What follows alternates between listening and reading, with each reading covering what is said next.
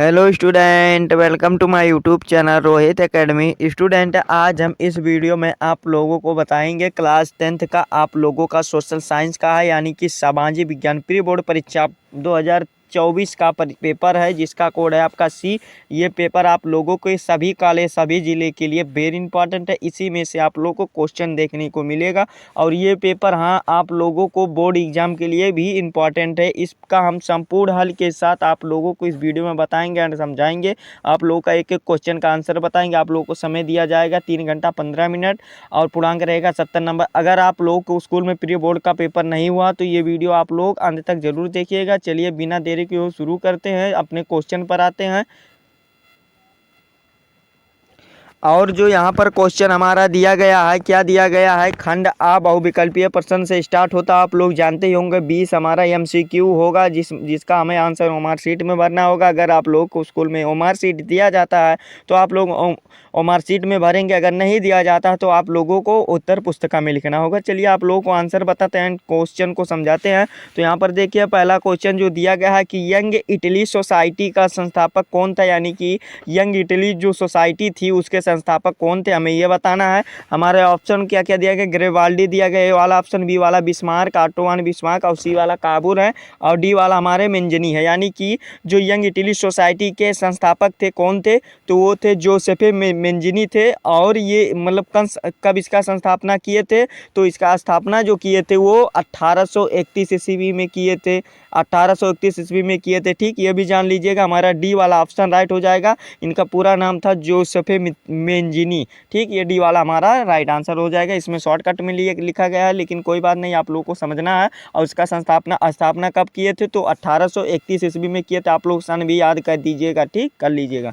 और फिर अगला क्वेश्चन देखिए क्या दिया गया। दूसरा क्वेश्चन कि रॉलेट एक्ट कब पारित हुआ था, यानी कि रॉलेट एक्ट पारित का मतलब हुआ क्या होता है, लागू कब हुआ था, यानी कि लागू जारी कब हुआ था। तो रॉलेट एक्ट जो जारी हुआ था वो 1919 ईस्वी में हुआ था, यानी कि 26 जनवरी 1919 को ईस्वी को जारी हुआ था। यानी कि हमारा वी वाला ऑप्शन राइट हो जाएगा। ठीक, फिर अगला क्वेश्चन तीसरा देखिए क्या पूछा गया है कि अमेरिका के किस क्षेत्र को सोने का शहर कहा जाता है। तो अमेरिका के किस क्षेत्र को सोने का शहर कहा जाता है, हमें ये बताना है। ठीक, तो जो होता है एल ड्रोडा जो होता है, इसे सोने का शहर कहा जाता है। ये अमेरिका का एक शहर है।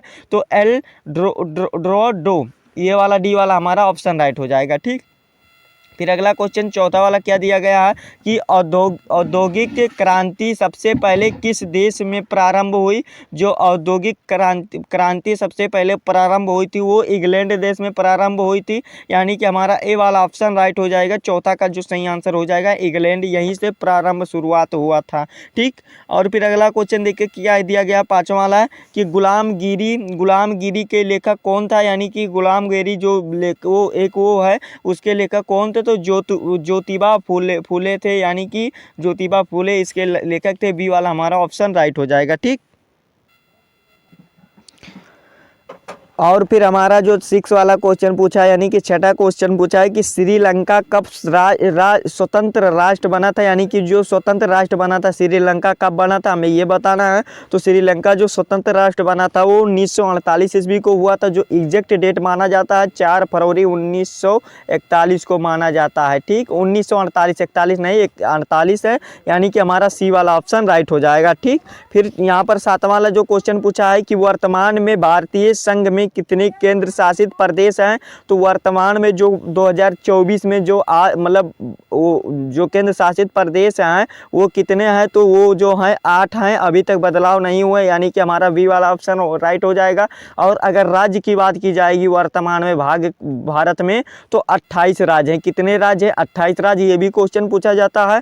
और फिर अगला क्वेश्चन देखिए क्या पूछा गया 8वां कि पर निम्नलिखित में से कौन सा विशेष संघ सूची में शामिल नहीं है। तो जो संचार होता है ये संघ सूची में शामिल नहीं है, यानी कि डी वाला हमारा राइट आंसर हो जाएगा। ठीक, यानी कि हमारा ये डी वाला ऑप्शन राइट हो जाएगा। 8वें का जो सही होगा डी वाला। ठीक, फिर अगला क्वेश्चन देखिए क्या पूछा गया है। 9वां जो पूछा गया है, सेवा सेना की स्थापना भारत के किस प्रदेश में हुई थी? तो जो सेवा सेना की स्थापना हुई थी, शिव सेना है। क्या है? शिवसेना है, सेवा नहीं है। शिवसेना की जो स्थापना हुई थी वो भारत के किस प्रदेश में हुई थी, यानी कि किस राज्य में हुई थी, हमें ये बताना है। तो इसका जो सही आंसर हो जाएगा महाराष्ट्र में, यानी कि मुंबई में हुई थी, या महाराष्ट्र में हुई थी, यानी कि सी वाला हमारा राइट आंसर हो जाएगा। ठीक, 10वां क्वेश्चन पूछा है क्या कि निम्नलिखित में से कौन सा संघीय राज्य नहीं है, यानी कि हमें बताना है जो संघीय राज्य कौन सा है। तो ये नहीं है, दिल्ली जो है यानी कि ये केंद्र शासित प्रदेश है और ये संघीय राज्य नहीं है। ठीक, यानी कि ये किसी से नहीं जुड़ा है, हमारा सी वाला ऑप्शन राइट हो जाएगा। ठीक, फिर अगला क्वेश्चन देखिए क्या पूछा गया है। वेरी इंपॉर्टेंट क्वेश्चन, जितने भी बता रहे हैं सभी इंपॉर्टेंट है आप लोगों के लिए।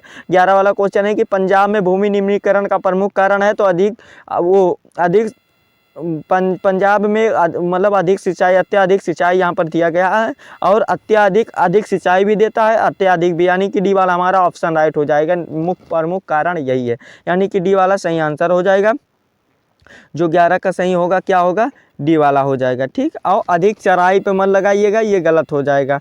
फिर अगला क्वेश्चन देखिए 12 वाला क्या दिया गया है कि निम्नलिखित में से किस राज्य में काली मिट्टी पाई जाती है? तो हमें बताना है कि किस राज्य में काली मिट्टी पाई जाती है। तो जो पाई जाती है वो गुजरात में पाई जाती है, और महाराष्ट्र में भी पाई जाती है, कर्नाटक में भी पाई जाती है, और मध्य प्रदेश में पाई जाती है। तो हमारा ऑप्शन एक ही दिया गया है गुजरात, तो यही बी वाला ऑप्शन राइट लगा देंगे। ठीक, फिर अगला क्वेश्चन 13 वाला जो है कि निम्नलिखित में से कौन सी रेशेदार फसल है, यानी कि हमें बताना है रेशेदार फसल कौन सी होती है। तो जो कपास होती है वो रेशेदार फसल है, यानी कि ये वाला हमारा सही आंसर हो जाएगा। फिर अगला क्वेश्चन जो हमारा है क्या 14 वाला जो है कि किस खनिज को काला सोना कहा जाता है, यानी कि किस खनिज को काला सोना कहा जाता है, हमें यह बताना है। तो 14 का जो सही आंसर हो जाएगा कोयला को क्या कहा जाता है? काला सोना कहा जाता है। ठीक, और 15वां क्वेश्चन जो है पश्चिमी रेलवे का मुख्यालय स्थित है, यानी कि पश्चिम रेलवे का जो मुख्यालय स्थित है वो कहाँ स्थित है? तो वो कोलकाता में स्थित है, यानी कि ये 15 का मुंबई में स्थित है। क्या पश्चिम की बात कर रहा है? तो मुंबई में स्थित है, और उसका नाम क्या है? चर्च गेट पर स्थित है, यानी कि चर्च गेट में स्थित है, यानी कि बी वाला हमारा सही आंसर हो जाएगा। अब जो 16 वाला क्वेश्चन है कि भारत के किस राज्य में शिशु मृत्यु दर सबसे कम है? तो वो केरल में है। क्यों कम है? क्योंकि वहाँ के लोग अधिक शिक्षित होते हैं और शिशुओं की मृत्यु कम होती है। यहाँ पर पढ़े लिखे अधिक होते हैं, शिक्षित ज़्यादा होते हैं, इसीलिए। ठीक, यानी कि बी वाला हमारा सही आंसर हो जाएगा। फिर अगला क्वेश्चन है कि मुद्रा का निर्गमन किसके द्वारा होता है? तो भारतीय रिजर्व बैंक के द्वारा होता है, और ये इनके द्वारा नहीं होता, प्रधानमंत्री या वित्त मंत्री या राष्ट्रपति के द्वारा नहीं होता, भारतीय रिजर्व बैंक के द्वारा होता है। ठीक, फिर अगला क्वेश्चन देखिए क्या पूछा गया है कि दो राज्यों के बीच होने वाले व्यापार को क्या कहलाता है? अंतर्राष्ट्रीय व्यापार कहलाता है, यानी कि अंतर्राष्ट्रीय व्यापार हो जाएगा। दो राज्यों की बात कर रहा ना, दो राज्यों। हाँ, यहाँ पर देखिए बहुत सारे स्टूडेंट गलत कर देते हैं। दो राज्यों के बीच होने वाला व्यापार कहलाता है। देखिए आप लोगों को राज्य को देश भी माना जाता है, तो यहाँ पर अंतर्राष्ट्रीय लगा देंगे, और अगर राष्ट्रीय भी कह सकते हैं एक तरह से, तो राष्ट्रीय ही कर देंगे। आप लोगों को राज्य में देश भी माना जाता है, किसमें? नागरिक शास्त्र में और अर्थशास्त्र में राज्य को देश माना जाता है। और देखिए यहाँ पर राष्ट्रीय व्यापार भी लगा सकते हैं, एक बार आप लोग इसको देख लीजिएगा। वैसे आप लोगों का राष्ट्रीय व्यापार ही सही रहेगा। ठीक, अगर यहाँ पर राज्य नहीं कहा है तो ये आप लोगों को लगभग अर्थशास्त्र से क्वेश्चन होगा या नागरिक शास्त्र से। फिर अगला क्वेश्चन है कि सूचना पाने का अधिकार अधिनियम पारित हुआ था, यानी कि कब लागू हुआ था? तो ये हमारा जो सही आंसर हो जाएगा सी वाला ऑप्शन राइट हो जाएगा। 2005 में लागू हुआ था, और 12 अक्टूबर था। क्या था? 12 OCT था, यानी कि 12 अक्टूबर था। ठीक, फिर अगला क्वेश्चन देखिए क्या है 20 वाला कि कृषि एवं वानिकी किस क्षेत्र से संबंधित है? तो प्राथमिक क्षेत्र से संबंधित है, यानी कि हमारा ए वाला ऑप्शन राइट हो जाएगा। इस प्रकार से आप लोगों का 20 MCQ का 20 नंबर यहाँ तक कंप्लीट करा दिया। चलिए आगे बता देते हैं।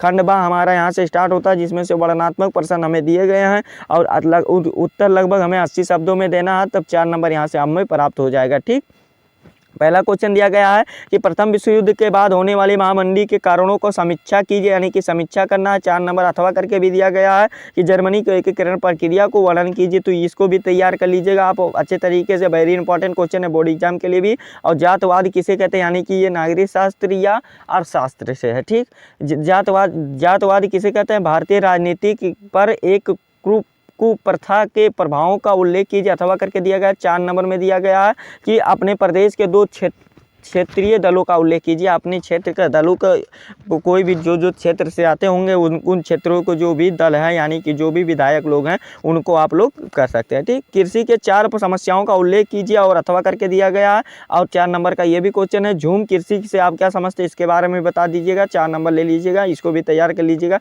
साख किसे कहते हैं, इसका क्या महत्व अथवा करके भी दिया गया है 4 नंबर में कि उपभोक्ताओं को शोषण रोकने के 4 उपाय बता दीजिए आप लोग, तो ये वाला भी बता दीजिए। वर्णनात्मक प्रश्न यहाँ से हमारा दूसरा स्टार्ट होता है कि ब्रिटेन वुड्स समझौते को क्या अर्थ है, इसके उद्देश्य यानी कि इससे उद्देश्य का वर्णन कीजिए। ये हमारा लॉन्ग आंसर टाइप क्वेश्चन है यानी कि दीर्घ उत्तरीय प्रश्न है, 150 शब्दों में लिखना है और 6 नंबर का है। और अगर आपको अथवा करके इसमें दिया गया, अगर आपको ऊपर वाला नहीं आ रहा तो नीचे वाला भी कर सकते हैं कि सत्याग्रह का अर्थ क्या अर्थ है और गांधी जी द्वारा चलाए गए 3 सत्याग्रह आंदोलनों का उल्लेख कीजिए, और ये वाला भी कर सकते हैं आप लोग। और 6 वाला जो क्वेश्चन पूछा गया, लोकतंत्र में विपक्ष की भूमिकाओं का वर्णन कीजिए अथवा करके भी दिया गया 6 नंबर में कि राजनीतिक दलों के प्रमुख कार्यों का वर्णन कीजिए। जितने भी क्वेश्चन बता रहे हैं सभी को आप लोग अच्छे तरीके से तैयार कर लेना है, चाहे जहां से भी आप लोगों को ये तैयार कर लेना है। क्वेश्चन आप लोग के बहुत ही बेहतरीन साबित होने वाले हैं। 7वां क्वेश्चन हमारा है कि ऊर्जा के परंपरागत स्रोतों का वर्णन कीजिए, 6 नंबर में है। और अथवा करके भी दिया गया है कि उद्योग पर्यावरण को कैसे प्रदूषित करते हैं, किन्हीं 4 प्रकार के प्रदूषणों का उल्लेख कीजिए, तो आप लोग इसका उल्लेख कर सकते हैं। 8वां क्वेश्चन पूछा गया है उपभोक्ता के अधिकारियों की विवेचना कीजिए, 6 नंबर में है। अथवा करके दिया गया है विदेशी व्यापार से आप क्या समझते हैं, इसका लाभ भी बता दीजिएगा। यही आप लोगों के क्वेश्चन थे। और मानचित्रकार भी आप लोगों को दिए गए हैं। देखिए टोटल आपका 10 नंबर मानचित्रकार से होता है, तो यहाँ पर देखिए मानचित्र संबंधित प्रश्न दिए गए हैं जिसका आंसर हमें देना है। देखिए वह स्थान जहाँ जलियांवाला बाग हत्याकांड हुआ था तो वो अमृतसर में हुआ था, जो कि पंजाब में है। पंजाब में दर्शा दीजिएगा। टोटल आधा नंबर है यानी कि हाफ नंबर है, तो आप लोगों का 1 नंबर टोटल मिल जाएगा अगर आप अच्छे तरीके से दर्शाते हैं और अच्छे तरीके से लिखते हैं। ठीक, देखिए क्या है वह स्थान जहां दिसंबर 1920 में भारतीय राष्ट्रीय कांग्रेस का अधिवेशन हुआ था, तो वो लगभग डांडी था या लाहौर था। ठीक, यानी कि लाहौर था। भारतीय राष्ट्रीय कांग्रेस का जो अधिवेशन हुआ था वो लगभग डांडी था या लाहौर था, कोई ऐसे था।